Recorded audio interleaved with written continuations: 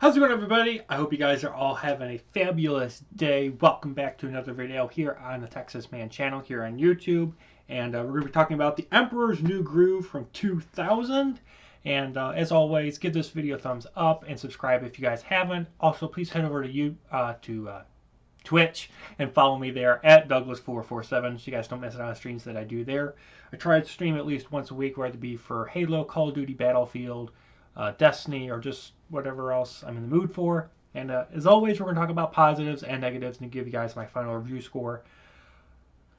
Oh boy, I will be honest with you guys. I had no intention of watching this, but a family member of mine asked me to watch this, and I'm like, okay, how can I watch it? And they're like, well, it's on Disney Plus. Go watch it on Disney Plus. And I'm like, oh goodness. I haven't seen this movie in ages. And to be honest, I kind of forgot what happens in this movie. So me watching this was kind of a nice breath of fresh air to rewatch something I haven't seen in forever. Yet this movie has so many problems. This is a very powerful film, though, about humility and realizing that just because you are in charge of a lot of things or a lot of people, you know, the old saying from Spider-Man, with great power comes great responsibility.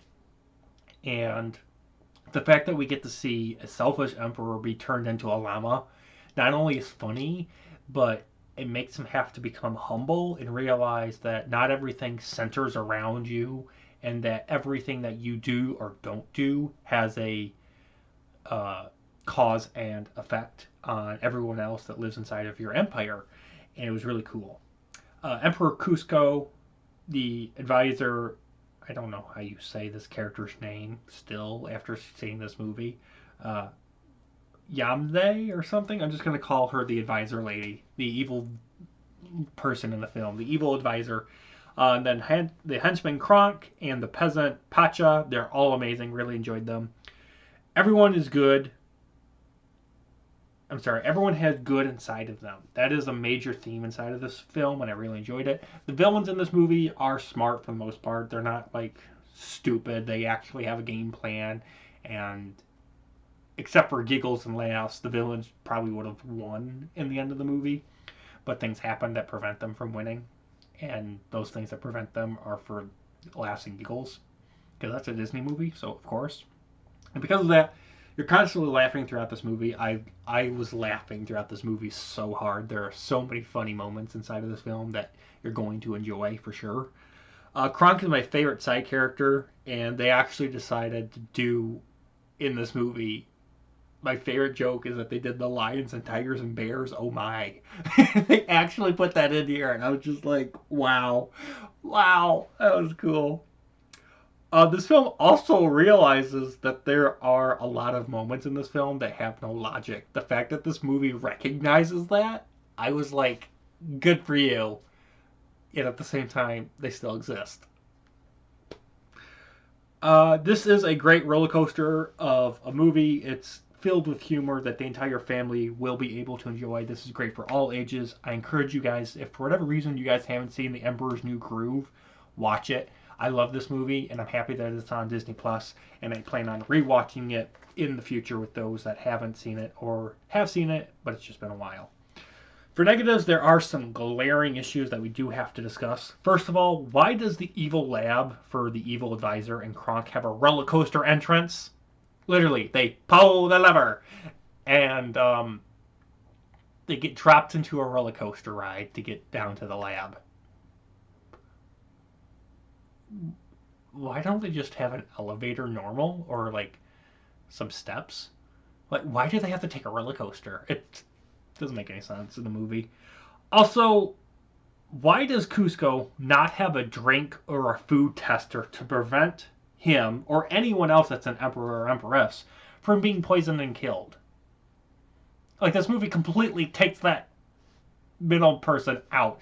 And I get that if there was a taste tester or a food tester, a drink or a food tester in this movie, the movie probably wouldn't have happened. The plot wouldn't have actually, you know, been in the movie. But I'm like, okay, anybody. emperor, you know, general, anybody of high standard has somebody that tastes their food and tastes their drink. That way, that person of great importance doesn't get poisoned and killed by anybody. So I'm just like, okay, you took that person out. Thought that was kind of bonkers. There's a Tarzan moment in here of Pacha saving Cusco from death, and I was just like, they literally go, ah! I'm just like, oh, that's so Tarzan. Um. Also, how does Kronk have the ability to talk to animals and understand what the animals are saying to him as well? Like, this movie tries to explain it, but they do it in a really bad and unbelievable way. And then lastly, let's talk about the Emperor's servants and how stupid, stupid they are.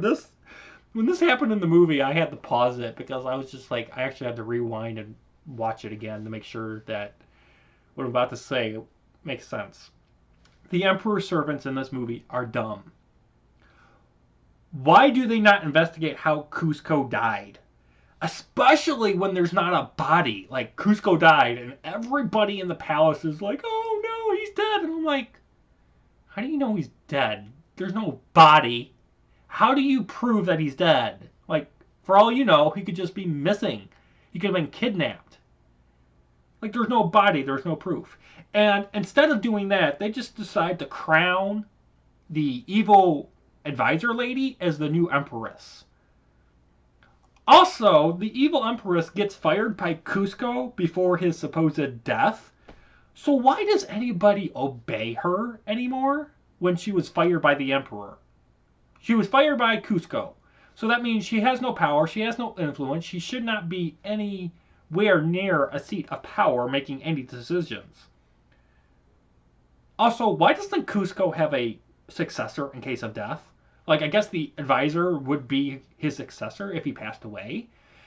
But that advisor has been fired. So you would think Cusco would have placed somebody new as the successor in case of his untimely demise before having his own children. So it also makes where Cusco is stupid in that regard. So, like I said, this movie is filled with illogical things. Overall, guys, you can overlook those glaring issues and still have fun. But for me, as a film critic, The Emperor's New Groove does have some severe problems. But it's fun, and you can overlook them if you are able to shut your mind off.